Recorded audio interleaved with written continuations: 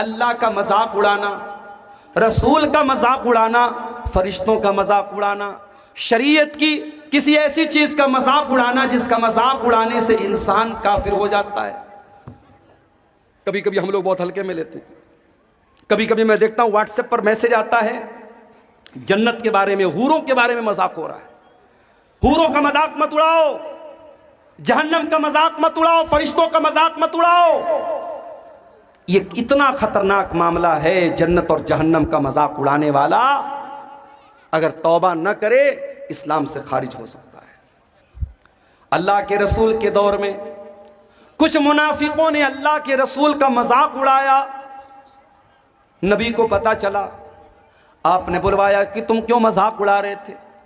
کہنے لگے اللہ کے نبی ہم لوگ تو ٹائم پاس کر رہے تھے، ہم لوگ تو ٹائم پاس کر رہے تھے، ہمارے دل میں کوئی غلط نیت نہ تھی۔ اللہ نے قرآن کی آیت نازل کر دی سورہ توبہ کی، وَلَئِن سَأَلْتَهُمْ لَيَقُولُنَّ إِنَّمَا كُنَّا نَخُوضُ وَنَلْعَبُ۔ اے نبی اگر آپ ان سے پوچھیں گے کہ تم کیا کر رہے تھے، یہ بولیں گے ہم تو ہنسی مذاق کر رہے تھے، ہم تو ٹائم پاس کر رہے تھے۔ قُلْ بِاللَّهِ وَآيَاتِهِ وَرَسُولِهِ كُنْتُمْ تَسْتَهْزِئُونَ۔ اے نبی ان سے پوچھو کیا تم اللہ کا مذاق اڑا رہے ہو؟ کیا تم اللہ کی آیتوں کا مذاق اڑا رہے ہو؟ کیا تم اللہ کے رسول کا مذاق اڑا رہے ہو؟ لا تعتذروا قد کفرتم بعد ایمانکم۔ اب تم کوئی بہانہ پیش نہ کرنا، تم جب اللہ کا تم نے مذاق اڑایا، تم نے رسول کا مذاق اڑایا، تم نے اللہ کی آیتوں کا مذاق اڑایا تو تم کافر ہو گئے۔ آج کل 72 حوروں پر فلمیں آ رہی ہیں بالی ووڈ کی، خبردار، یہ فلمیں آپ کے عقیدے کو کمزور کرنے کے لیے بنی ہیں۔ اور اسلام کی اکبر الہ آبادی نے کہا تھا اسلام کی فطرت میں قدرت نے لچک دی ہے، اتنا ہی یہ ابھرے گا جتنا کہ دباؤ۔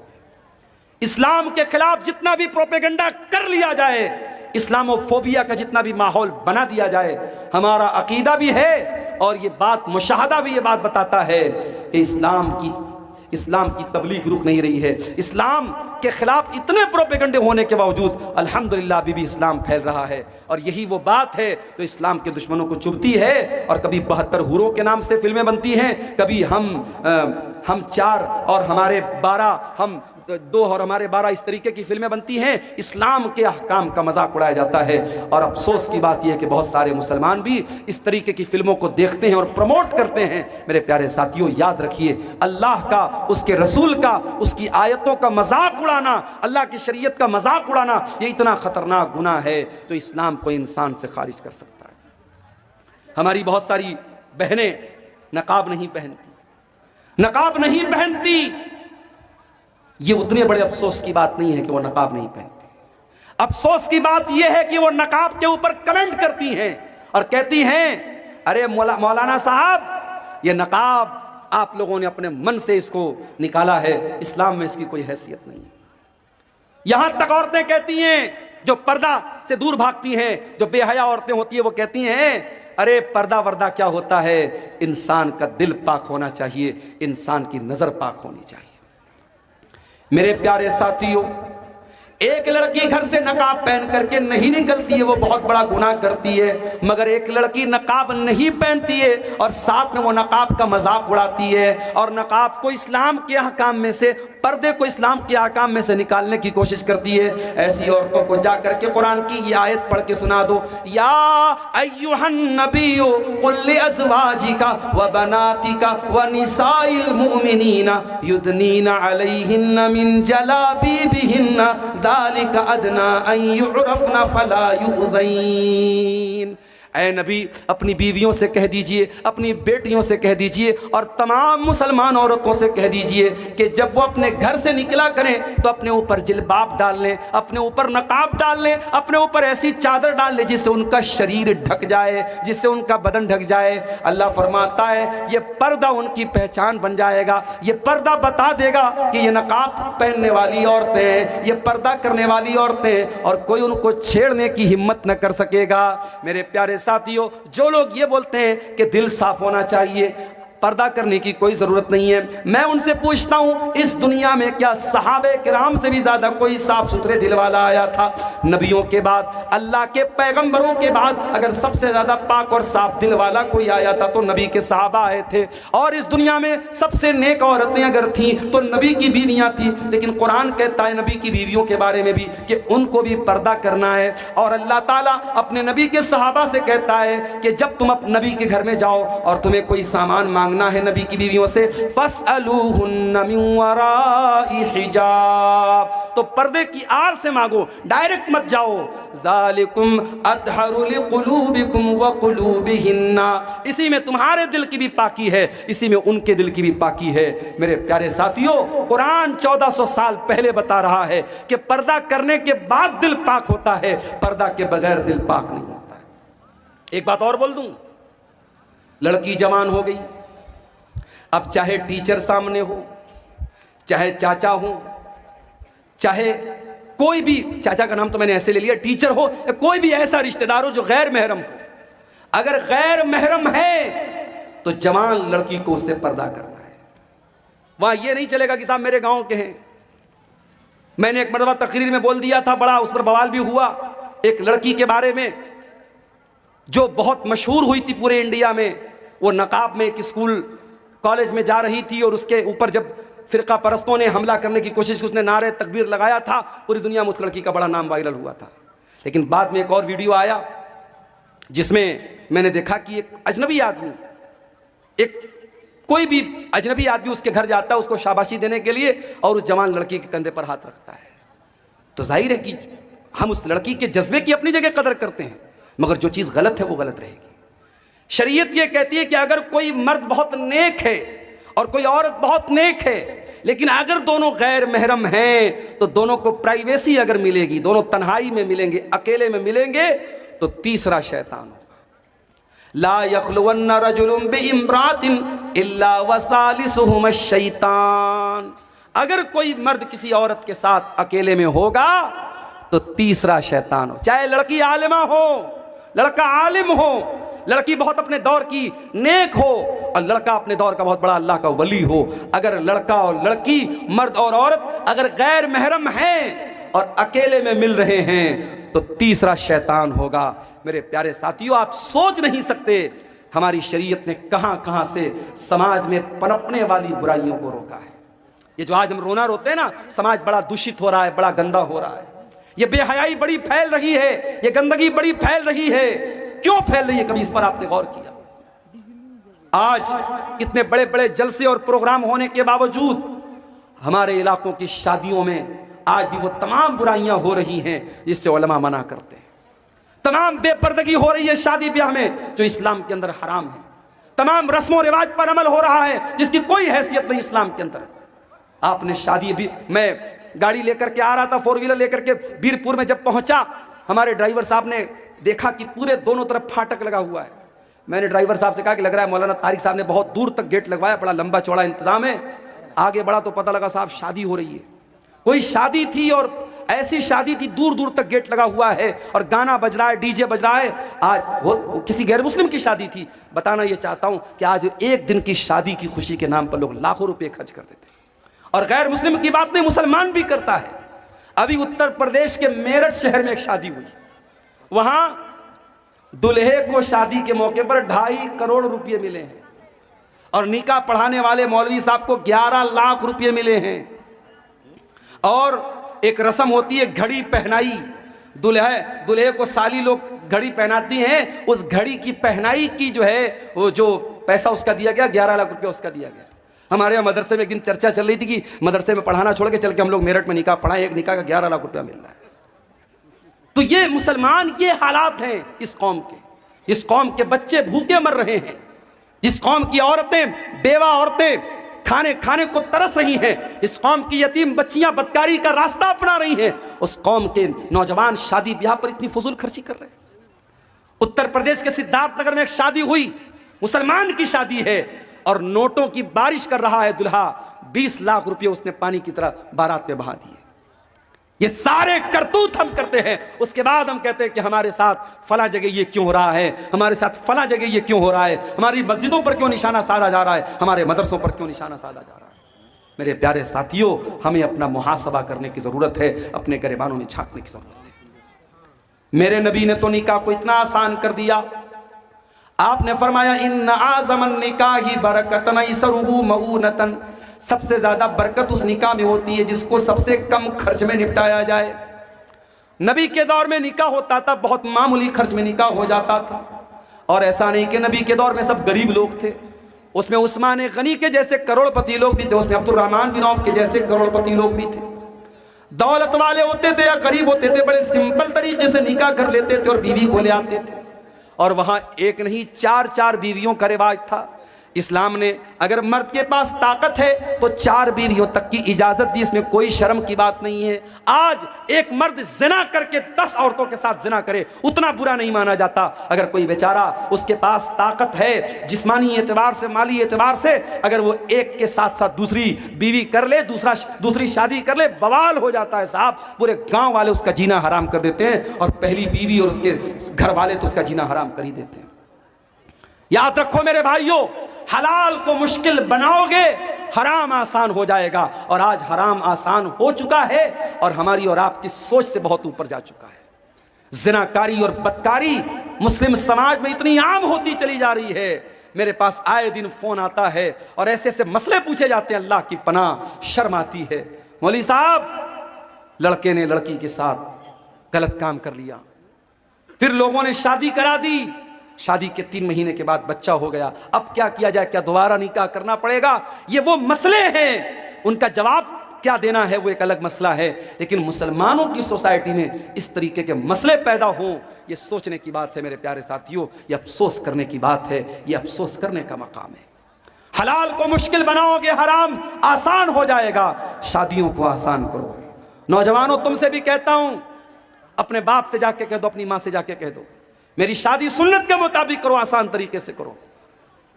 اپنے سسر کے اوپر بوجھ نہ بنو، اپنے ہونے والے سسر کے اوپر بوجھ نہ بنو، کسی طریقے کے جہیز کے چکر میں نہ پڑو، آسان اور سمپل لائف گزارو، عزت اور خودداری کے ساتھ۔ سسرال سے ملنے والے بیڈ سے بہتر ہے چٹائی پر لیٹ کر کے زندگی گزار دو۔ سسرال سے ملنے والے فریز کا ٹھنڈا پانی پینے سے بہتر ہے کہ گھڑے کا ٹھنڈا پانی پی کے گزارا کر لو۔ سسرال سے ملنے والی بائک پر چلنے سے بہتر ہے اپنی کمائی کی سائیکل پر اپنی بیوی کو بٹھا کر کے چلو۔ میرے پیارے ساتھیوں، عزت اور خودداری آپ کے ہاتھوں میں ہے، اب آپ خود ڈیسائیڈ کر لیجئے ہم کو کیا کرنا ہے۔ میرے عزیزوں، زناکاری وہ گناہ ہے جو جہنم کے اندر لے کے جانے والا ہے۔ اللہ کہتا وَلَا تَقْرَبُوا الزِّنَا إِنَّهُ كَانَ فَاحِشَةً وَسَاءَ سَبِيلًا۔ اے میرے بندو، تم زنا کے قریب بھی نہ جانا، یہ بڑا ہی گندا کام ہے، بہت برا راستہ ہے۔ اللہ کے نبی کی عادت تھی، فجر کی نماز پڑھنے کے بعد آپ صحابہ کی طرف اپنا چہرہ کر لیتے تھے اور آپ صحابہ سے پوچھتے تھے کیا تم نے کوئی خواب دیکھا ہے؟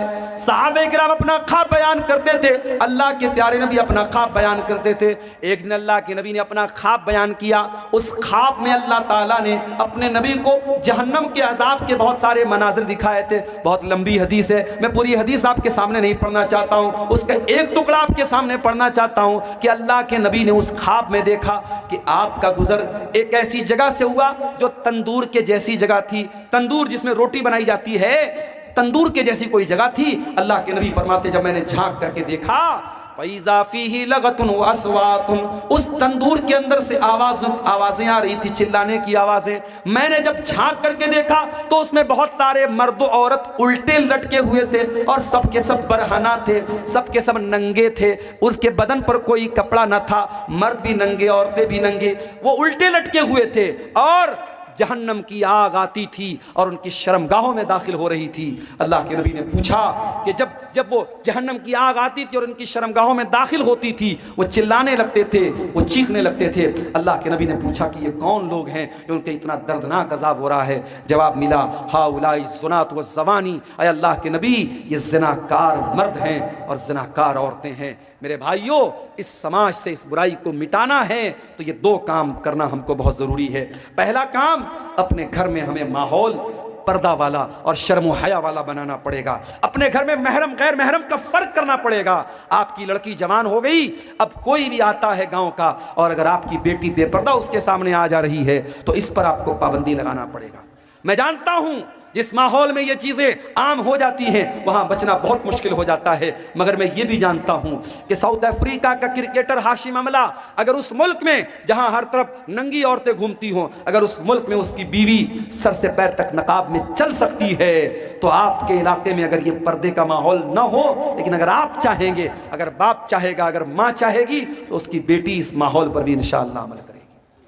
मेरे पास ऐसे भी केस आते हैं मेरे भाइयों, ऐसी बच्चियों के फोन आते हैं जो कहती हैं कि हम ऐसे घरों में शादी करना चाहते हैं जहां हमें इस्लामी पर्दे पर अमल करने दिया जाए, जहां देवर और जेठ से पर्दे का माहौल हो, जहां बेपर्दगी ना हो, बेहयाई ना हो, हम ऐसे घर में शादी करना चाहते हैं। आज के इस दौर में ऐसी भी मुसलमान लड़कियां हैं। ये पहला काम आपको करना पड़ेगा, अपने घर के माहौल को इस्लामी माहौल बनाना पड़ेगा। और दूसरा काम क्या करना पड़ेगा? निकाह को आसान करना पड़ेगा। जब तक आप ये काम नहीं करेंगे मेरे प्यारे साथियों, ज़िनाकारी और बदकारी को नहीं रोक सकते। जहन्नम में लेकर के जाने वाला एक और अमल है सूद खाना, ब्याज खाना।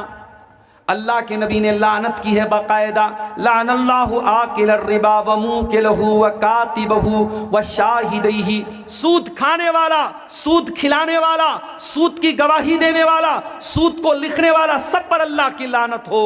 और कुरान कहता है फ़इल्लम तफ़अलू फ़अज़नू बिहर्बिन मिनल्लाहि व रसूलिही। अगर सूद खाने वाला अगर सूद खाने से बाज नहीं आता है, अगर ब्याज खाने वाला अगर ब्याज खाने से बाज नहीं आता है तो कुरान कहता है अल्लाह से और उसके रसूल से जंग करने के लिए तैयार हो जाओ। आज कौन ब्याज नहीं खा रहा है? किसका सेविंग अकाउंट नहीं है? सबका सेविंग अकाउंट है और सबके अकाउंट में, किसी के अकाउंट में 10 रुपया, किसी के अकाउंट में 100 रुपया, किसी के अकाउंट में 1 लाख रुपया, जिसकी जितनी कैपिटल है उस हिसाब से ब्याज आ रहा है। और ये तो वो ब्याज है जो सेविंग अकाउंट में मिलती है। कितने मुसलमान तो बाकायदा FD कराते हैं, बैंक में 1 लाख रुपया जमा कर दिया, 1 लाख पर 1,06,000 रुपया हर साल ब्याज बैंक दे रहा है। कितने बड़े बड़े पैसे वाले मुसलमान इसी ब्याज के जरिए पैसा कमा रहे हैं। माफ करना मेरे भाई, इतना बड़ा गुनाह है ये ब्याज। अल्लाह के नबी ने फरमाया कि अपनी सगी माँ के साथ जिना करने से भी बड़ा गुनाह है। आपने फरमाया कि जिना के सूद के 70 से ज्यादा दर्जे हैं, उसमें सबसे हल्का दर्जा ये है अय्यन की हर रजुल उम्महू, के अपनी माँ के साथ इंसान जिना करे। मेरे प्यारे साथियों, सूद और ब्याज से अपने आप को बचाओ। अपने भाइयों से कहना चाहता हूं, ऐसी कंपनियों में पैसा न लगाओ, ऐसे बिजनेस में पैसा न लगाओ जो फ्रॉड है, जो जुआ है, जो सूद है। बहुत सारी कंपनियां आजकल चली हैं, कोई क्रिप्टो करेंसी के नाम से, कोई फला मेटा ओजोन के नाम से, कोई फला कंपनी के नाम से, कोई ड्रीम 11 के नाम से। ये नौजवानों आपके पैसे को बर्बाद करने के लिए और आपको जुए और सूद की लानत में गिरफ्तार करने के लिए सारी कंपनियां आई। हलाल तरीके से पैसा कमाओ, बहुत सारे पैसा कमाने के तरीके हैं। तो ये सूद और ब्याज भी मेरे भाइयों जहन्नम में लेकर के जाने वाला अमल है। अब 2-4 बातें और बयान करूंगा और जाते जाते एक अपील करके जाऊंगा।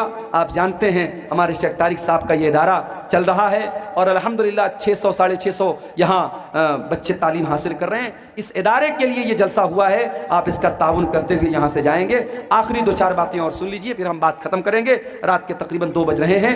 आप जहन्नम में लेकर के जाने वाले अमल की बात कर रहा हूँ मेरे अजीजों। जहन्नम में लेकर के जाने वाला एक और अमल है और वो अमल है जुल्म करना।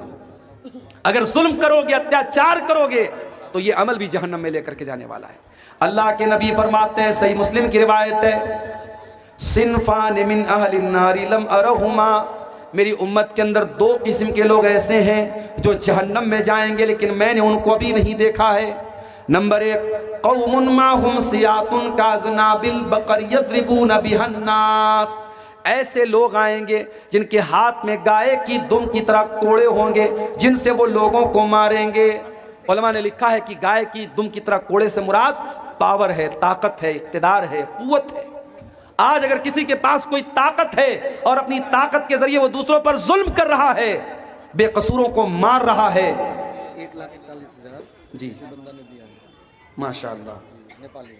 ये 1,41,000 रुपये नेपाली हैं। کسی اللہ کے بندے نے اس ادارے میں تعاون کے طور پہ دیا ہے، اللہ تعالیٰ اس بھائی کے تعاون کو قبول فرمائے، اس کے مال میں اللہ تعالیٰ برکت عطا فرمائے۔ میرے بھائیوں، اللہ کے نبی فرما رہے ہیں جن کے ہاتھ میں پاور ہے اور پاور کا غلط استعمال کریں گے وہ لوگ جہنم میں جائیں گے۔ آپ دیکھ رہے ہیں ابھی ملک کے حالات کیا ہیں، اور ہمارے جس اسٹیٹ سے میں آتا ہوں اس اسٹیٹ کے حالات بھی آپ دیکھ رہے ہیں، کس طریقے سے بے قصور کو قصوروار اور قصوروار کو بے قصور بنایا جاتا ہم جانتے ہیں۔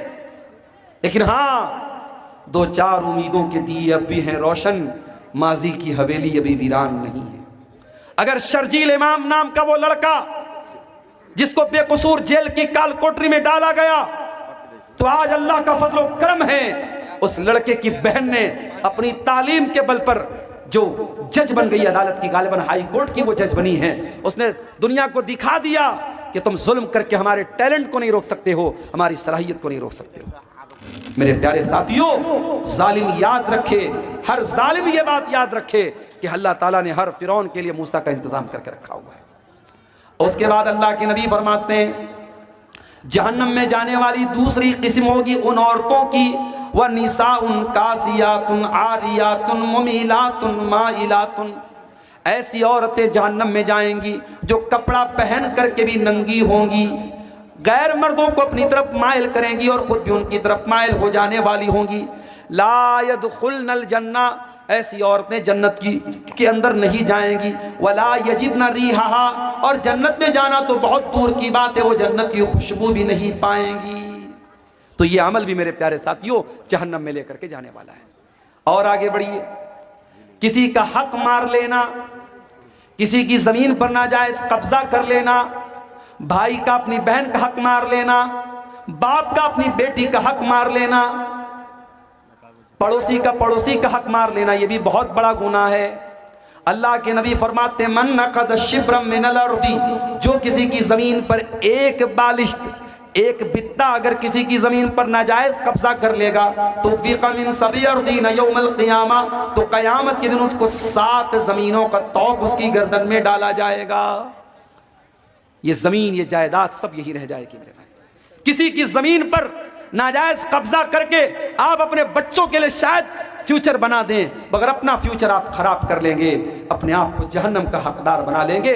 آج کتنی زمینیں لوگ ہڑپتے ہیں، ہم دوسروں سے کیا شکوہ کریں؟ آج قبرستان کی زمین پر، عیدگاہ کی زمین پر اور مسجدوں کی زمینوں پر لوگوں نے ناجائز قبضہ کر کے رکھا ہے۔ اللہ کے نبی فرماتے ہیں اگر کسی کی زمین، ایک بتا بھی اگر کسی کی زمین پر، بچے سے کاپی چھین لی گئی، تیری پریچھا کی اودھی سماپت ہو گئی، تیرے امتحان کا ٹائم ختم ہو گیا، اب اس کے آگے تم کچھ نہیں کر سکتے۔ میرے پیارے ساتھیوں، ہمارے بھی امتحان کا ایک ٹائم ہے، اور وہ ٹائم کب ہے ہم نہیں جانتے، وہ ٹائم کب آ جائے ہم نہیں جانتے۔ ہو سکتا ہے کہ آج کی رات ہم آرام سے بستر پہ سونے جائیں اور صبح کو ہم اٹھ بھی نہ پائیں، ہو سکتا ہے کہ کل کی صبح کا سورج بھی دیکھنا ہم کو نصیب نہ ہو۔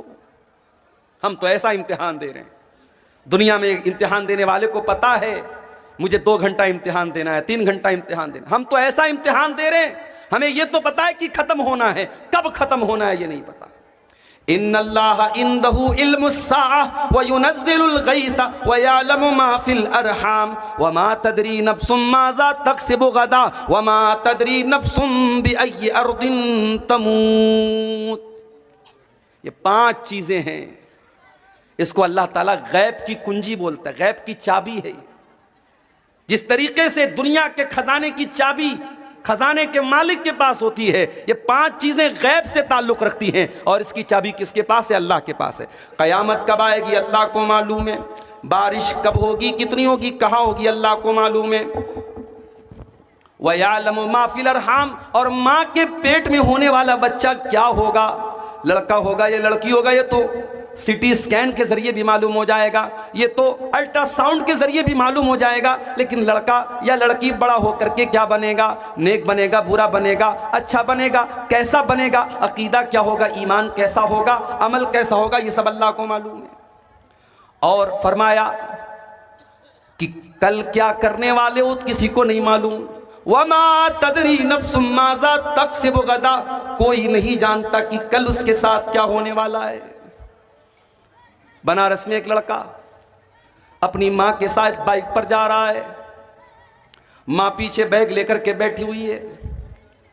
بنارس کی ایک بہت مشہور روڈ پر سے اس کا گزر ہوتا ہے. نوجوان لڑکے تو ویسے بھی گاڑی بہت اسپیڈ میں چلاتے ہیں. لڑکا اسپیڈ میں گاڑی چلا رہا ہے, پیچھے ماں بیگ لے کر کے بیٹھی ہوئی ہے. اچانک اس کا بیگ اس کے بغل کی اس کے سائیڈ کی ایک بائک سے ٹکرا جاتا ہے. گاڑی ڈس بیلنس ہو جاتی ہے.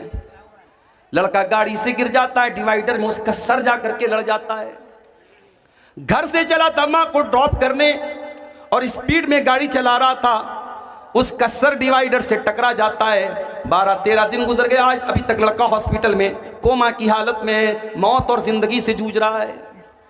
وَمَا تَدْرِي نَفْسٌ مَاذَا تَكْسِبُ غَدًا, کوئی نہیں جانتا کہ کل اس کے ساتھ کیا ہونے والا ہے. سامان 100 برس کا ہے, پل کی خبر نہیں. انسان 100 سال آگے کی پلاننگ کر کے چل رہا ہے, لیکن کل کیا ہونے والا ہے انسان اس بات کی گارنٹی نہیں دے سکتا. اور فرمایا 5ویں چیز, وَمَا تَدْرِي نَفْسٌ بِأَيِّ أَرْضٍ تَمُوتُ, کوئی نہیں جانتا کہ وہ کہاں مرے گا, کب مرے گا چھوڑ دو, کیسے مرے گا چھوڑ دو, کہاں مرے گا. بابوان کا رہنے والا, بسمتیا کا رہنے والا, نیپال بارڈر کا رہنے والا اس بات کی گارنٹی نہیں دے سکتا کہ میں اپنے گاؤں میں, اپنے علاقے میں, اپنے گھر میں مروں گا. علامہ احسان الہی ظہیر لاہور میں بم دھماکے میں حملہ ہوتا ہے, ان زخمی ہو جاتے ہیں. جلسے کے دوران بم دھماکہ ہوتا ہے, کئی علماء موقع پر شہید ہو جاتے ہیں. علامہ احسان الہی ظہیر جن کو سعودی عرب کی حکومت بھی بہت ان کی عزت کرتی تھی, وہاں کی حکومت نے آفر کیا ان کی باڈی کو, ان کے شریر کو, ان کو ریاض کے ہاسپٹل میں لے جا کر کے ایڈمٹ کرایا گیا, سعودی عرب کی راجدھانی ریاض میں. وہاں علاج کے دوران علامہ احسان الہی ظہیر بچ نہ پائے, انتقال ہو گیا, شہید ہو گئے. وہ انتقال لاہور میں ہوا, پاکستان میں حملہ لاہور میں ہوا, انتقال ریاض میں ہوا, اور پھر جنازہ مدینہ لے کے آیا گیا اور مسجد نبوی میں جنازے کی نماز پڑھائی گئی اور بقیع کے قبرستان میں دفن کیا گیا. وَمَا تَدْرِي نَفْسٌ بِأَيِّ أَرْضٍ تَمُوتُ, کوئی نہیں جانتا کہاں مرے گا. قبر کی مٹی نصیب ہوگی کہ نہیں ہوگی, گھر والے اس کی مٹی دے پائیں گے کہ نہیں دے پائیں گے, اس بات کی بھی کوئی گارنٹی نہیں ہے. میرے بھائیوں, ہم اور آپ تو وہ امتحان دے رہے ہیں, ہمیں تو یہ بھی پتہ نہیں امتحان کی کاپی کب چھین لی جائے.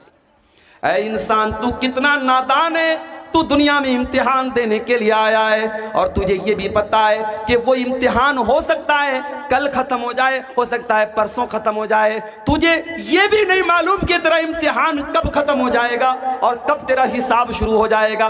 اے انسان, پھر بھی تو غفلت میں پڑا ہوا ہے, تجھے اپنے امتحان کی کوئی ٹینشن نہیں ہے.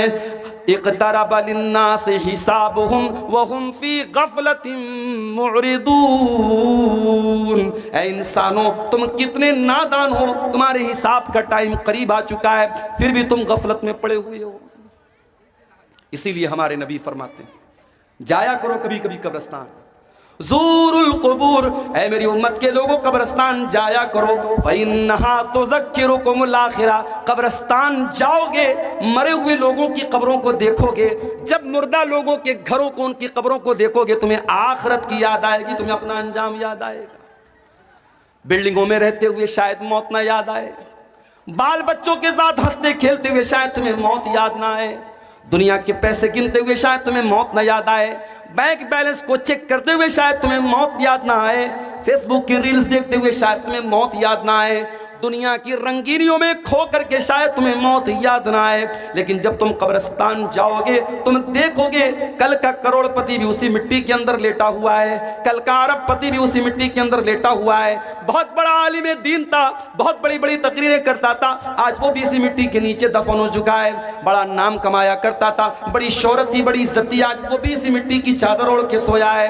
فَإِنَّهَا تُذَكِّرُكُمُ الْآخِرَةَ, جب تم قبرستان کو دیکھو گے, جب تم قبروں کو دیکھو گے تو تمہیں موت کی یاد آئے گی. موت کو یاد کیا کرو میرے بھائی. موت ہماری اوقات ہمیں یاد دلاتی ہے, موت ہماری حیثیت ہمیں یاد دلاتی ہے.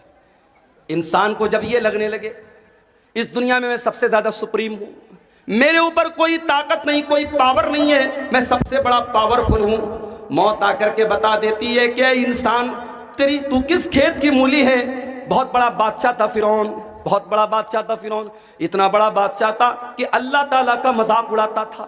موسیٰ علیہ السلام سے کہتا تھا کہ اے موسیٰ تو کیا مجھ سے بات کرے گا، اے موسیٰ تو کیا مجھ سے بات کرے گا، ارے تیری زبان میں تو لکنت ہے، تیری زبان میں لڑکھڑاہٹ ہے، اے موسیٰ تو مجھ سے بات کرنے کے لائق نہیں ہے۔ موسیٰ کا مذاق اڑایا، اللہ کے نبی کا مذاق اڑایا، اس نے تو اللہ کا بھی مذاق اڑایا، کہا کہ اے حامان میرے لیے محل بنا دے، سیڑھی لگا دے، میں ذرا جھانک کر کے دیکھوں کہ موسیٰ کا رب کیسا ہے، موسیٰ کا اللہ کیسا ہے۔ اس نے اللہ کا مذاق اڑایا، اس نے موسیٰ علیہ السلام کا مذاق اڑایا، اس نے یہاں تک کہا ہاذِهِ الْأَنْهَارُ تَجْرِي مِن تَحْتِي، اے موسیٰ یہ دیکھو میں مصر کا بادشاہ ہوں اور بڑی بڑی ندیاں میری سلطنت میں بہتی ہیں، میرے محل کے نیچے سے دریا بہتا ہے، میں تو دریاؤں کا مالک ہوں، میں تو ان ندیوں کا مالک ہوں۔ اللہ نے کہا اے فرعون اب تیرے غرور کو میں خاک میں ملاتا ہوں۔ فرعون کو کیسی موت آئی؟ فرعون کو اللہ تعالیٰ نے دریائے قلزم میں ڈوبا کر کے مار دیا، اسی دریا میں موسیٰ علیہ السلام کے لیے راستہ بن گیا اور اسی دریا میں فرعون کی قبر بن گئی، فرعون ڈوب گیا۔ اور فرعون جب ڈوب گیا تو اللہ نے فرمایا کم ترکو من جنات وعیون وزروع ومقام کریم ونعمت کانوا فاکہین۔ دیکھو ذرا فرعون کتنے بڑے بڑے محل چھوڑ کے گیا تھا، کتنے بڑے بڑے باغات چھوڑ کے گیا تھا، کتنے اچھے اچھے مقامات چھوڑ کے گیا تھا۔ کذالک وَأَوْرَثْنَاهَا قَوْمًا آخَرِينَ، آج فرعون کے محلوں کا ہم نے کسی اور کو وارث بنا دیا۔ محل فرعون کا ہے، باغ فرعون کا ہے اور اس کی نہریں فرعون کی ہیں، لیکن آج فائدہ اٹھانے والے اور لوگ ہیں۔ اس لیے میرے بھائیوں کبھی بھی اپنی طاقت پر غرور مت کرنا، طاقت تو فرعون کے پاس بھی تھی۔ کبھی اپنی دولت پہ غرور مت کرنا۔ بہت دولت والا آیا تو دنیا میں قارون، اس قدر دولت تھی اس کے پاس، قرآن کہتا ہے کہ جب وہ اس کے خزانوں کی چابیوں کو اللہ کہتا ہے کہ بڑے بڑے پہلوان وَآتَيْنَاهُ مِنَ الْكُنُوزِ مَا إِنَّ مَفَاتِحَهُ لَتَنُوءُ بِالْعُصْبَةِ أُولِي الْقُوَّةِ، بڑے بڑے پہلوان قارون کے خزانے کی چابیوں کو بڑی مشکل سے اٹھاتے تھے۔ خزانہ نہیں، خزانے کی چابیوں کو، خزانے کے تالے کی چابیوں کو بڑے بڑے پہلوان بڑی مشکل سے اٹھاتے تھے۔ اتنی دولت تھی قارون کے پاس، جب وہ سج دھج کر کے نکلتا تھا قوم کے لوگ ٹھنڈی سانس لے کر کے کہتے تھے کاش ہمارے پاس بھی اتنی دولت ہوتی، اور قارون بڑے ناز سے کہتا تھا انما اوتیتہ علی علم، یہ دولت تو میری نالج سے ملی ہے، یہ باپ دادا سے میں نے نہیں کمائی، یہ میں نے اپنی نالج سے کمائی ہے۔ کیا انجام ہوا قارون کا؟ قارون جو اپنی دولت پر بڑا ناز کرتا تھا، جو اللہ کو نہیں مانتا تھا، جو آخرت کو نہیں مانتا تھا، فَخَسَفْنَا بِهِ وَبِدَارِهِ الْأَرْضَ، اللہ نے قارون کو بھی زمین میں دھسا دیا، اس کے سارے خزانے کو، سارے محل کو زمین میں دھسا دیا۔ میرے پیارے ساتھیوں کبھی اپنی دولت پر بھی غرور نہ کرنا، غرور کا انجام بڑا برا ہوتا ہے اور موت آ کر کے انسان کے غرور کو خاک میں ملا دیتی ہے۔ اسی لیے اللہ تعالیٰ سورہ واقعہ کے اندر کہتا ہے فَلَوْلَا إِذَا بَلَغَتِ الْحُلْقُومَ وَأَنْتُمْ حِينَئِذٍ تَنْظُرُونَ وَنَحْنُ أَقْرَبُ إِلَيْهِ مِنْكُمْ وَلَكِنْ لَا تُبْصِرُونَ۔ میرے بندو جب جان نکلنے کا ٹائم آتا ہے، جب روح نکلنے کا ٹائم آتا ہے اور تم دیکھتے ہو تمہارا قریبی انسان مر رہا ہے، تمہارا باپ مر رہا ہے، تمہاری ماں مر رہی ہے، تمہاری بیوی مر رہی ہے، تم اپنی آنکھوں سے مرتا ہوا دیکھ رہے ہو لیکن تم کچھ نہیں کر سکتے، فلولا ان کنتم غیر مدینین ترجعونها ان کنتم صادقین، اگر تم کو یہ لگتا ہے کہ تمہارے اوپر کسی کا کنٹرول نہیں ہے، کسی کا پاور نہیں ہے، کسی کی طاقت نہیں ہے، تو ذرا تم مرنے والے کو موت سے بچا کر کے دکھا دو۔ مرنا تو ہے میرے بھائی، اور موت آئے گی، ہم بچ نہیں سکتے، بچ نہیں سکتے ہیں، ہم شیش محل میں بھی جا کے اپنے آپ کو قید کر لیں۔ اللہ کہتا ہے یدرککم الموت ولو کنتم فی بروج مشیدہ، اگر تم سیسا پلائی ہوئی دیوار، اگر تم لوہے کو پگھلا کر کے دیوار میں پیک کر دو اپنے آپ کو، وہاں پر بھی تم کو موت آئے گی، موت کا فرشتہ وہاں بھی تم کو آ کر کے تم کو پکڑ لے گا، تم اللہ کی پکڑ سے نہیں بچ سکتے میرے بھائی۔ انسان مر گیا، اب مرنے کے بعد انسان یہ تمنا کرتا ہے اے اللہ ایک موقع اور دے دے، میں دنیا میں دوبارہ آنا چاہتا ہوں۔ کس لیے آنا چاہتے ہو؟ کیا بٹیا کی شادی کرنا باقی تھا، شادی کرنے کے لیے آنا چاہتے ہو؟ کیا اپنا مکان جو تم بنوا رہے تھے ابھی ادھورا ہے، اپنے مکان کو پورا کرنے کے لیے دنیا میں آنا چاہتے ہو؟ کیا اپنے گاؤں میں کوئی زمین خریدنا چاہتے ہو؟ کیا کوئی مکان بنانا چاہتے ہو؟ کیا بیٹے کی شادی کرنا چاہتے ہو؟ کیوں آنا چاہتے ہو؟ اللہ فرماتا ہے حَتَّى إِذَا جَاءَ أَحَدَهُمُ الْمَوْتُ قَالَ رَبِّ ارْجِعُونِ لَعَلِّي أَعْمَلُ صَالِحًا فِي مَا تَرَكْتُ۔ بندہ کہتا ہے اللہ ایک موقع اور دے دے، میں وعدہ کرتا ہوں میں دنیا میں آ کر کے نیک عمل کروں گا۔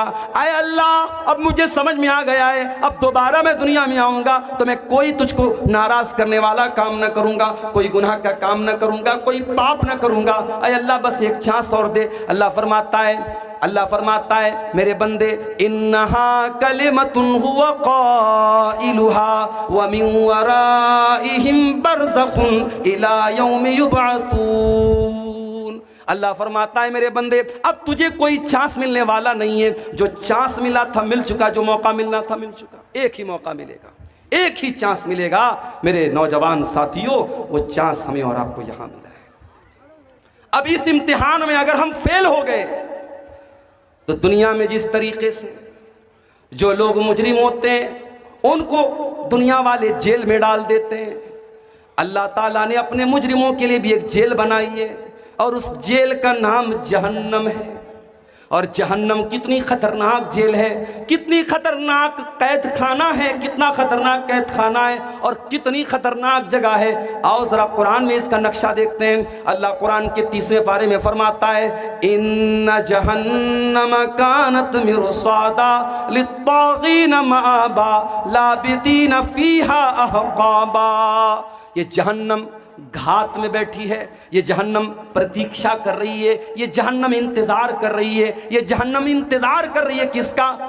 اللہ کے مجرموں کا، اللہ کے باغیوں کا، اللہ کے قانون کو توڑنے والوں کا۔ اللہ کے قانون کو توڑنے والوں کا ٹھکانہ ہے یہ جہنم۔ لابثین فیہا احقابا۔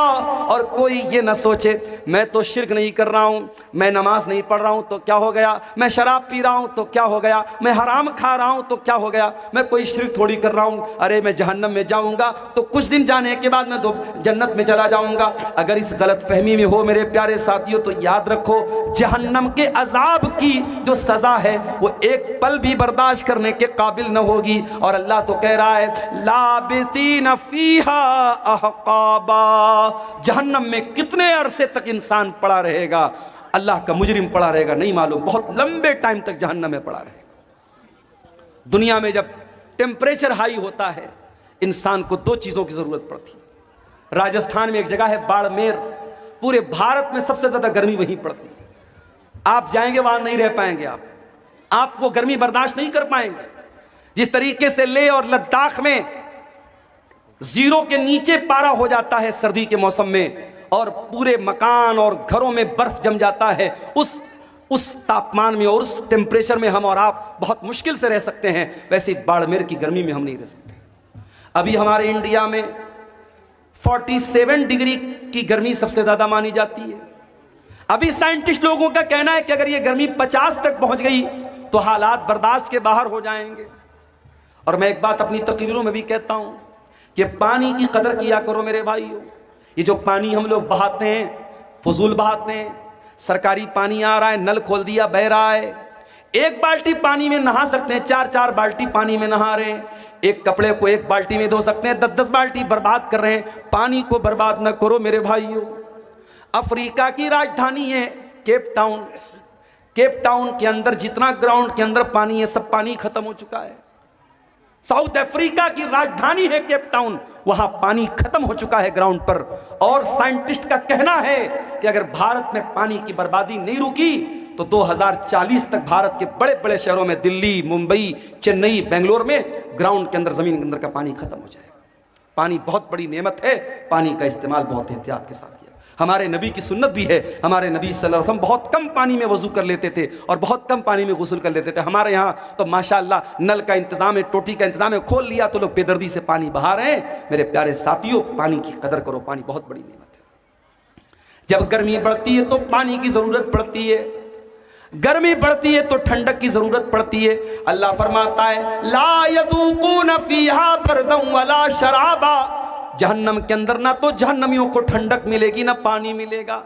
پیاس لگے گی پانی چاہیے پانی بھی نہیں ہے, گرمی لگے گی ٹھنڈک چاہیے ٹھنڈک بھی نہیں ملے گی. الا حمیما وغساقا, ان کو ملے گا تو کھولتا ہوا گرم پانی ملے گا, ان کو ملے گا تو پیپو مواد ملے گا, ان کو ملے گی تو غلیظ قسم کی چیزیں ملیں گی جو نہ کھا سکتے ہیں نہ پی سکتے ہیں. اللہ اکبر, یہ جہنمیوں کا حال ہوگا میرے بھائی. لا يذوقون فيها بردا ولا شرابا الا حمیما وغساقا جزاء وفاقا. اللہ فرماتا ہے اے میرے بندو, ہم جہنمیوں کے ساتھ کوئی ظلم نہیں کریں گے, کوئی اتیاچار ان کے ساتھ نہ ہوگا, یہ ان کے کرتوتوں کا پھل ہوگا, یہ ان کے کرتوتوں کی سزا ہوگی, ہم تو انصاف کریں گے. جانتے ہو دنیا میں سب سے خطرناک ترازو جو ہوتا ہے وہ جویلر کا ترازو ہوتا ہے, سونار کا ترازو ہوتا ہے. ہو سکتا ہے چندے میں کچھ عورتوں نے اپنے زیورات بھی دیے ہوں, عورتیں جو ناک میں نتھیا پہنتی ہیں, آپ سونار کیا جائیں گے, سونار اپنے ترازو پر ناک کی نتھیا کو رکھ کے بتا دے گا اس کا وزن کتنا ہے. عورتیں کان میں بالی پہنتی, بڑی ہلکی ہوتی ہے, اس بالی کو سونار اپنے ترازو پہ رکھے گا, اس کا وزن سامنے آ جائے گا. یہ دنیا کے ترازو کا حال ہے. اللہ تعالیٰ قیامت کے دن بھی ایک ترازو رکھے گا, اور وہ ترازو کیسا ہوگا آؤ قرآن میں پوچھتے ہیں اللہ تعالیٰ سے. اللہ فرماتا ہے وَنَضَعُ الْمَوَازِينَ الْقِسْطَ لِيَوْمِ الْقِيَامَةِ فَلَا تُظْلَمُ نَفْسٌ شَيْئًا وَإِنْ كَانَ مِثْقَالَ حَبَّةٍ مِّنْ خَرْدَلٍ أَتَيْنَا بِهَا وَكَفَى بِنَا حَاسِبِينَ. ہم قیامت کے دن انصاف کا ترازو رکھیں گے, اور قیامت کے دن کسی کے ساتھ کوئی ظلم و ستم نہ ہوگا. ایک رائی کے دانے کے برابر بھی اگر کوئی چیز ہوگی, اللہ فرماتا ہے میرے ترازو پر سامنے آ جائے گی. وَكَفَى بِنَا حَاسِبِينَ, اور میرے بندو جب ہم حساب لیں گے تو ایک ایک چیز کا حساب لیں گے, ہم تو کسی کو نہ چھوڑیں گے. فَمَن يَعْمَلْ مِثْقَالَ ذَرَّةٍ خَيْرًا يَرَهُ وَمَن يَعْمَلْ مِثْقَالَ ذَرَّةٍ شرًا يَرَهُ. ایک ذرہ برابر بھی نیکی کرو گے, ایک ذرہ برابر بھی گناہ کرو گے, اللہ کے ترازو پر سامنے آ جائے گا. اسی لیے جب اللہ تعالیٰ نے قرآن میں کہا کہ جس کا نام اعمال ہم داہنے ہاتھ میں دیں گے اس کا آسان حساب لیں گے, تو اما عائشہ نے پوچھا تھا اے اللہ کے نبی آسان حساب کیسے لیا جائے گا؟ تو اللہ کے نبی نے فرمایا آسان حساب کا مطلب یہ ہے انما ذالک العرض, کہ اللہ تعالیٰ کے سامنے بندے کا عمل پیش کیا جائے گا اور اللہ تعالیٰ بس دیکھ کر کے نظر انداز کر دے گا, یہ آسان حساب ہے. ومن نوقش حلقہ, اور جس کے نام اعمال کی جانچ پڑتال ہوگی, جس کے ایک ایک عمل کو چیک کیا جائے گا, جس کو چیک کیا جائے گا کس نے کیا کیا کیا ہے, وہ تو ہلاک ہو جائے گا, برباد ہو جائے گا. میرے پیارے ساتھیوں غور کرو, میرے پیارے ساتھیوں اتنی خطرناک جیل ہے اللہ تعالیٰ کی جہنم. اس جہنم سے اپنے آپ کو بچانے کے لیے ہم کیا انتظام کر رہے ہیں؟ دنیا میں کہیں آگ لگ جائے, فائر بریگیڈ والوں کو جلدی سے بلایا جاتا ہے, پھر بھی آگ لگ جائے تو بہت مشکل ہو جاتا ہے لوگوں کو بچانا.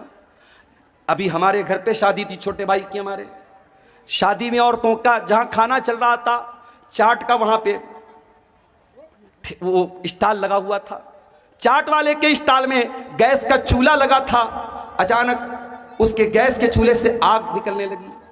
اب ظاہر وہاں جتنا پنڈال لگا ہے کپڑے کا پنڈال ہے, اگر آگ بھڑکتی پورے پنڈال میں لگتی اور کتنا نقصان ہو سکتا تھا اندازہ نہیں ہو سکتا.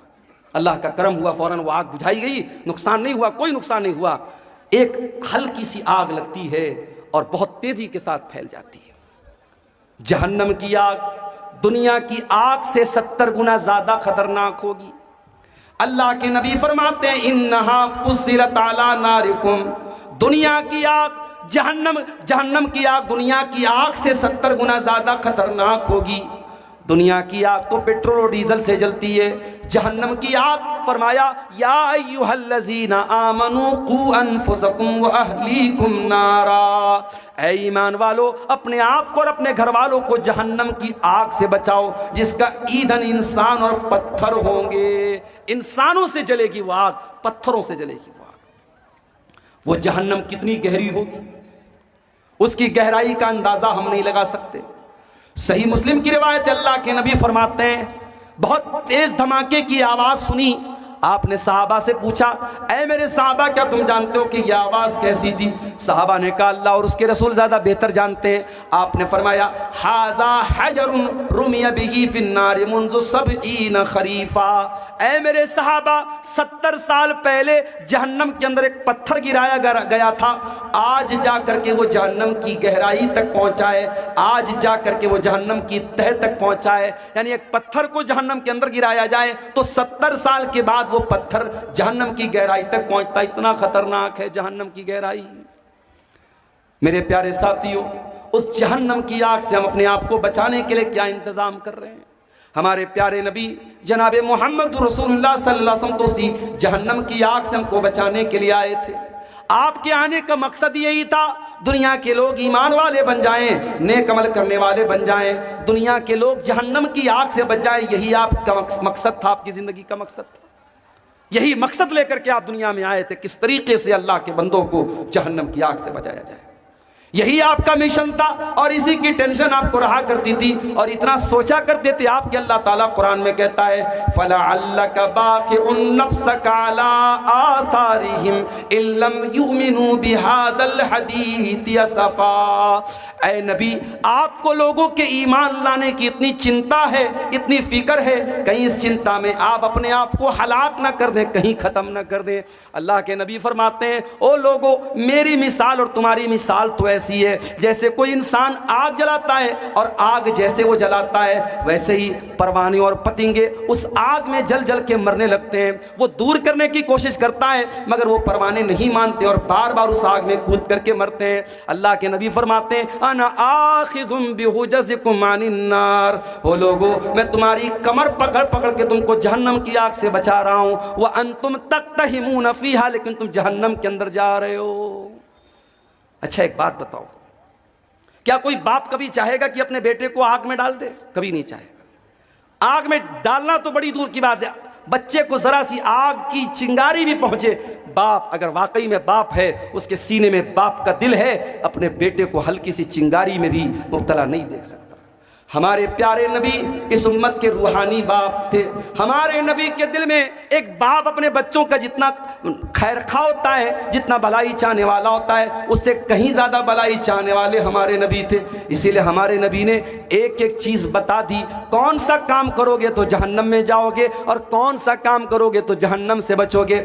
آپ نے فرمایا اتقوا النار ولو بشق تمرہ، اے لوگو جہنم کی آگ سے اپنے آپ کو بچا لو، ولو بشق تمرہ، اگر ایک کھجور کا ٹکڑا تم دے کر کے اللہ کی راہ میں صدقہ کر کے اگر بچا سکتے ہو، اگر اللہ کی راہ میں ایک کھجور کا ٹکڑا تم دان دے کر کے، چندہ دے کر کے، صدقہ دے کر کے اگر اپنے آپ کو جہنم کی آگ سے بچا سکتے ہو تو بچا لو۔ اللہ کے نبی نے بہت سارے ایسے اعمال بتائے۔ آپ نے فرمایا من صلی البردین دخل الجنہ، جو فجر کی نماز اور عصر کی نماز، جو دو ٹھنڈی نمازیں، جو ان دونوں نمازوں کو پابندی سے پڑھے گا وہ جنت میں جائے گا۔ بہت سارے اعمال آپ نے ایسے بتائے ہیں جو ہم کو جہنم سے بچانے والے اور جنت میں لے کر کے جانے والے۔ اب آئیے کچھ ایسے اعمال بھی آپ کے سامنے بیان کر دوں جو جہنم میں لے کر کے جانے والے ہیں، اس لیے کہ بیماری کا علاج یہ بھی ہوتا ہے کبھی کبھی کہ ہم بیماری کو جان جائیں۔ کہتے ہیں نا جانکاری ہی بچاؤ ہے، جب ہمیں یہ معلوم ہو جائے کہ یہ چیز ہم کو جہنم میں لے کر کے جانے والی ہے، ہم اس سے اپنے آپ کو بچائیں گے، انشاءاللہ ہم جہنم سے جانے سے انشاءاللہ بچ جائیں گے۔ آئیے ذرا قرآن اٹھاتے ہیں میرے پیارے ساتھیوں، وہ کون سی چیزیں جو جہنم میں لے کر کے جانے والی ہیں۔ سب سے پہلی چیز اور سب سے خطرناک چیز جو جہنم میں لے کر کے جانے والی ہے، قرآن کہتا ہے ان اللہ لا یغفر ان یشرک بہ ویغفر ما دون ذلک لمن یشاء، اللہ تعالیٰ شرک کو معاف نہیں کرے گا۔ اللہ کے ساتھ کسی اور کو شریک کیا جائے، کسی اور کی عبادت کی جائے، اس کو اللہ تعالیٰ برداشت نہیں کرے گا۔ اللہ کے اس گناہ کی معافی نہیں ہے۔ آج کتنے مسلمان ہیں، ان کے گلے میں دیکھو دھاگا پڑا ہوا ہے، ان کے ہاتھ میں دیکھو دھاگا پڑا ہوا ہے اور وہ دھاگے کے اوپر یہ عقیدہ رکھتے ہیں کہ جب تک یہ دھاگا میں پہنے ہوئے ہوں تب تک میں بیمار نہ پڑوں گا، مجھے نظر نہ لگے گی، میرا بچہ بیمار نہ پڑے گا۔ میرے پیارے ساتھیوں، کتنے مسلمان ہیں جو بتوں کے آگے نہیں تو کم سے کم قبروں کے آگے جا کر کے سجدہ کر رہے ہیں، کتنے پیڑ کے آگے جا کر کے دھاگا باندھ رہے ہیں، کتنے مسلمان ہیں جو جانوروں تک کی بنائی ہوئی قبروں پر جا کر کے سر جھکا رہے ہیں۔ مولانا الطاف حسین حالی نے بڑا سچا نقشہ کھینچا تھا، کہا تھا کرے غیر گر بت کی پوجا تو کافر، کواکب میں مانے کرشمہ تو کافر، جھکے آگ پر بہرے سجدہ تو کافر، جو ٹھہرائے بیٹا خدا کا تو کافر، مگر مومنوں پر کشادہ ہے راہیں، پرستش کرے شوق سے جس کی چاہے، نبی کو جو چاہیں خدا کر دکھائیں، اماموں کا رتبہ نبی سے بڑھائیں، مزاروں پہ جا جا کے نظریں چڑھائیں، شہیدوں سے جا جا کے مانگے دعائیں، نہ توحید میں کچھ فرق اس سے آئے، نہ اسلام بگڑے نہ ایمان جائے۔ مسلمان یہ سمجھتا ہے اس نے کلمہ پڑھ لیا اب وہ شرک نہیں کر سکتا، وہ شرک پروف ہو گیا، اس سے شرک نہیں ہو سکتا۔ صرف کلمہ پڑھ لینے سے شرک نہیں، شرک سے آپ نہیں بچ سکتے جب تک کلمہ کے اوپر آپ عمل نہ کریں گے اور کلمہ کے تقاضے کو آپ نہیں سمجھیں گے۔ میرے پیارے ساتھیوں، شرک سے اپنے آپ کو بچاؤ، شرک کرنے والا جہنم کی آگ میں ہمیشہ ہمیشہ جلے گا۔ انہ من یشرک باللہ فقد حرم اللہ علیہ الجنہ ومأواہ النار وما للظالمین من انصار۔ جو شرک کرے گا وہ ہمیشہ جہنم میں رہے گا، اس کا کوئی مددگار نہیں ہوگا۔ اور آگے بڑھیے، شرک تو نہیں کرتا ہے انسان، کفر کرتا ہے۔ کفر کا مطلب کیا ہوتا ہے؟ جتنی چیزوں پر ایمان لانا انیوار ہے، ضروری ہے، اس میں سے کسی چیز کا انکار کر دینا۔ اب یہ بھی نوٹ کر لو کہ 6 چیزوں پر ایمان لانا ضروری ہے: اللہ پر، اس کے فرشتوں پر، اس کی کتابوں پر، اس کے رسولوں پر، قیامت کے دن پر اور تقدیر پر۔ یہ 6 چیزیں ہیں جو ایمان کے ارکان ہیں، جو پلرز آف ایمان ہیں۔ ان 6 میں سے کسی کا بھی انکار کر دے، کوئی فرشتوں کو نہ مانے، کوئی اللہ کی کتابوں کو نہ مانے، کوئی قیامت کو نہ مانے، کوئی تقدیر کو نہ مانے، ان 6 چیزوں کا انکار کرنے والا کافر ہے، کافر۔ اور اللہ فرماتا ہے وَمَن يَكْفُرْ بِالْإِيمَانِ فَقَدْ حَبِطَ عَمَلُهُ وَهُوَ فِي الْآخِرَةِ مِنَ الْخَاسِرِينَ، کہ ایمان لانے کے بعد اگر کوئی کفر کرے گا، کوئی کلمہ پڑھنے کے بعد ان چیزوں میں سے کسی چیز کا انکار کرے گا تو وہ برباد ہو جائے گا، دنیا میں بھی اور آخرت میں۔ تو میرے بھائیوں، شریعت میں جتنی چیزیں فرض ہیں، ضروری ہیں، اگر ان کا بھی کوئی انکار کرتا ہے، مثال کے طور پر اگر کوئی روزہ نہیں رکھتا ہے تو گنہگار ہے، لیکن اگر کوئی روزے کا انکار کرتا ہے تو کافر ہے۔ کوئی نماز نہیں پڑھتا ہے تو گنہگار ہے، لیکن اگر کوئی نماز کا انکار کرتا ہے تو وہ کافر ہے۔ کوئی زکوٰۃ نہیں دیتا ہے تو گنہگار ہے، کوئی زکوٰۃ کا انکار کر دے تو کافر ہے، کوئی حج نہیں کر رہا ہے طاقت کے باوجود تو وہ گنہگار ہے، فاسق ہے، لیکن اگر حج کا انکار کر دے، حج کی فرضیت کا انکار کر دے تو وہ کافر ہو جاتا ہے۔ تو یہ دوسری چیز ہے جو جہنم میں لے کر کے جانے والی ہے۔ اور آگے بڑھیے، ایک اور چیز ہے جو جہنم میں لے کر کے جانے والی ہے، عورتوں کی جانب سے۔ یہ کتنا ہے؟ کچھ گنتی نہیں ہے، یہ خواتین کی طرف سے، عورتوں کی طرف سے اماؤنٹ آیا ہے۔ اس میں کچھ انڈین ہیں، کچھ نیپالی ہیں۔ اللہ تعالیٰ ان تمام ہماری ماں بہنوں کی ان کے تعاون کو قبول فرمائے اور مزید ان کو اللہ کی راہ میں تعاون دینے کی توفیق عطا فرمائے۔ شیخ فیروز عالم ندوی صاحب نے 50,000 روپیے کا تعاون پیش کیا ہے۔ آپ مدیر الجامعۃ الاسلامیہ ریاض العلوم ہیں۔ اللہ تعالیٰ شیخ محترم کے اس عطیہ کو قبول فرمائے، ان کے مال میں، ان کے اہل و عیال میں برکت عطا فرمائے، اور ہمارے وہ بھائی جو ابھی تک اس کام میں پیچھے رہے ان کو بھی اللہ تعالیٰ توفیق دے کہ وہ آگے بڑھیں اور اس کار خیر میں حصہ لیں۔ اللہ تعالیٰ آپ سب کے تعاون کو قبول فرمائے۔ تو میرے عزیزوں، جہنم میں لے کر کے جانے والا ایک عمل، انسان دوسرے کا حق مارتا ہے، یہ بھی ایک بہت بڑا عمل ہے۔ اور آگے بڑھیں، جہنم میں لے کر کے جانے والا ایک اور عمل ہے، اس کا تعلق ہمارے بدن کے ایک ایسے حصے سے ہے جو ہے تو بہت چھوٹی سی چیز مگر اتنی خطرناک ہے کہ بڑی بڑی جنگیں کرا دیتی ہیں، جس کو ہم زبان کہتے ہیں۔ زبان کا گناہ بھی انسان کو جہنم میں لے کر کے جاتا ہے۔ اللہ کے پیارے نبی نے صلی اللہ علیہ وسلم نے ایک مرتبہ حضرت معاذ ابن جبل سے فرمایا، ان کو بہت ساری باتیں آپ نے بتائیں، صدقہ کے بارے میں بتایا، نماز کے بارے میں بتایا، جہاد کے بارے میں بتایا۔ پھر آپ نے فرمایا کہ اے معاذ، کیا میں ان تمام باتوں کا خلاصہ تم کو نہ بتا دوں؟ انہوں نے کہا کیوں نہیں ہے اللہ کے رسول، ضرور بتا دیجئے۔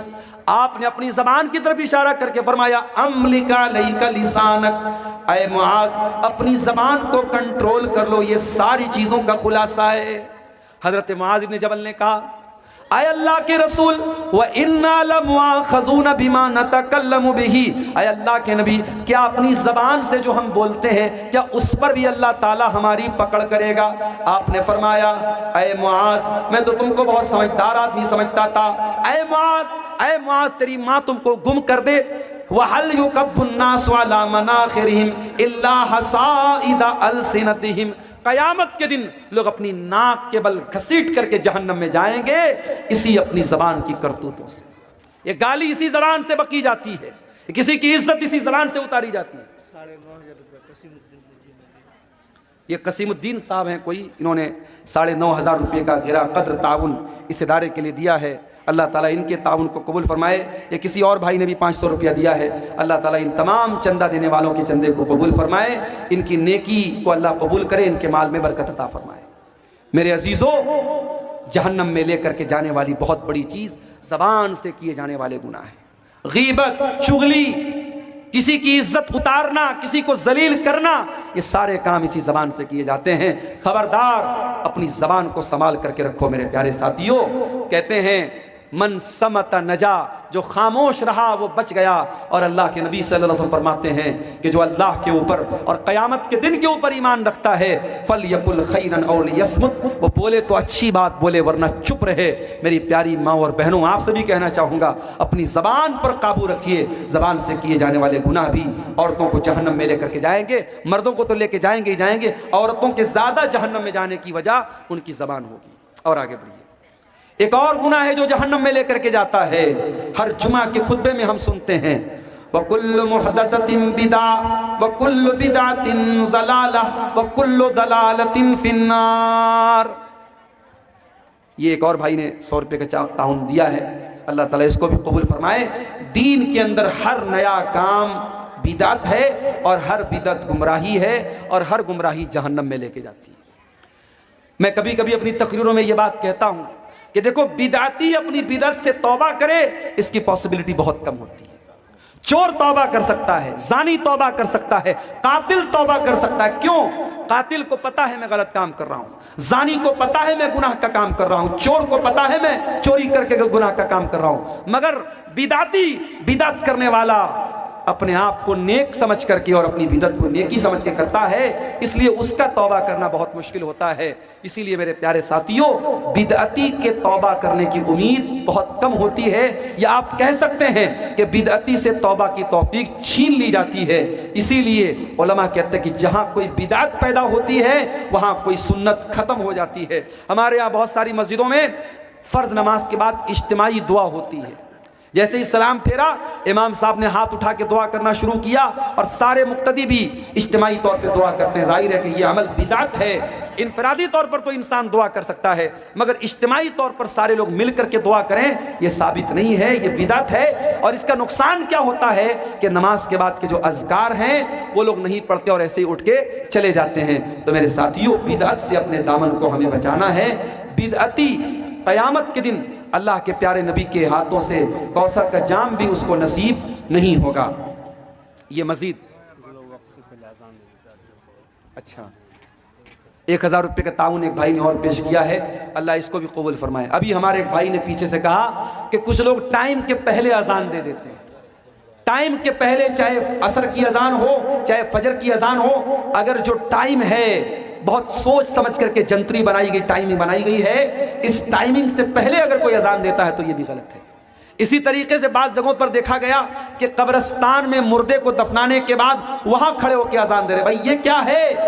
کہتے صاحب ہم اذان دے کر کے شیطان کو بھگا رہے ہیں یہاں سے، تاکہ ہمارا جو مردہ ہے اس سے سوال و جواب میں آسانی ہو جائے۔ معاف کیجئے، مردے کی آسانی کے لیے دعا کرنے کا حکم ہے، اذان دینے کا حکم نہیں ہے۔ اس لیے میرے عزیزوں، آپ بدعت کے ہر طریقے سے اپنے آپ کو بچائیے۔ ایک بھائی پوچھ رہے ہیں کہ ریاکاری سے بچنے کا کیا طریقہ ہے؟ ریاکاری سے بچنے کا ایک طریقہ تو یہ ہے کہ آپ جب بھی کوئی نیکی کریں اس احساس کے ساتھ اور اس فیلنگ کے ساتھ کریں کہ کسی کو پتہ نہ چلے، چپکے سے نیکی کر. وہ کہاوت ہے نا، نیکی کر دریا میں ڈال، یہ ایک عادت ڈال لیں.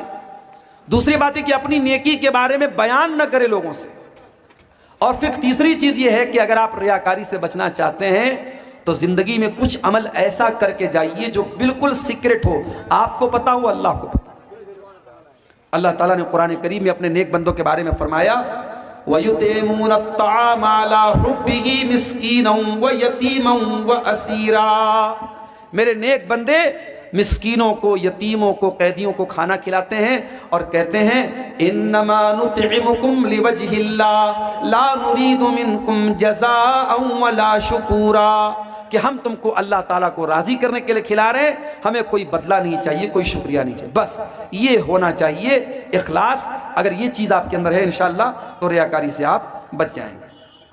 اگر کوئی رشتہ دار یا ماں باپ قرآن پڑھنے کے لیے بولا تو بچہ ان کو خوش کرنے کے لیے اچھے سے پڑھتے ہیں اور سعودی کی آواز کیا لکھا ہے، سریلی آواز سے پڑھتے ہیں، تو یہ ریاکاری ہے یا نہیں؟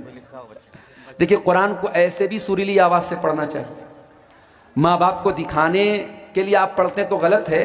قرآن جب بھی پڑھیں تو اچھی آواز میں پڑھنے کا حکم ہے. اللہ کے نبی کی حدیث ہے من لم یتغن بالقرآن فلیس منا، کہ جو قرآن کو گا کر کے نہ پڑھے.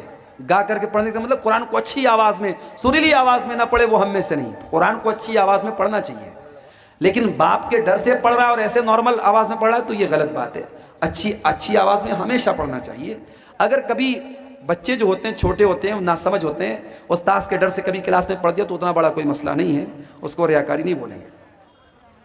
اگر کوئی امام نماز پڑھائے اور پڑھاتے پڑھاتے ناپاک ہو جائے، ان کی وضو ختم ہو جاتی ہے، تو ایسی صورت میں کیا کرنا چاہیے؟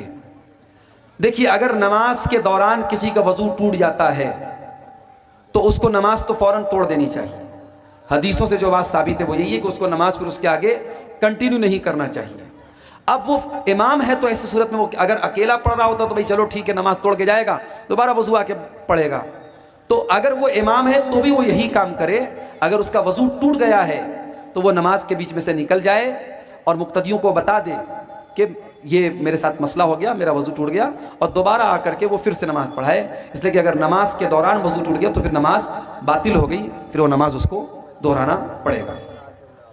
حضرت عمر فاروق رضی اللہ عنہ کی شہادت کا جو واقعہ ہے کہ ان کے اوپر جب ابو لولو فیروز نے حملہ کیا تھا تو وہ گر پڑے تھے، لیکن انہوں نے گرتے ہوئے عبد الرحمن بن عوف کو آگے بڑھایا اور باقی نماز انہوں نے پڑھائی.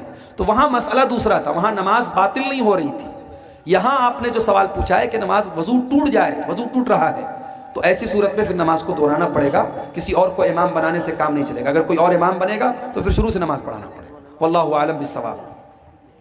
تو میرے بھائیوں، یہ جہنم میں لے کر کے جانے والے چند اعمال آپ کے سامنے میں نے بیان کیے ہیں، اور باتیں اور بھی ہیں لیکن اب میں دیکھ رہا ہوں کافی تاخیر بھی ہو گئی اور کافی لوگ ہمارے یہاں سے ٹھنڈی کی وجہ سے، چونکہ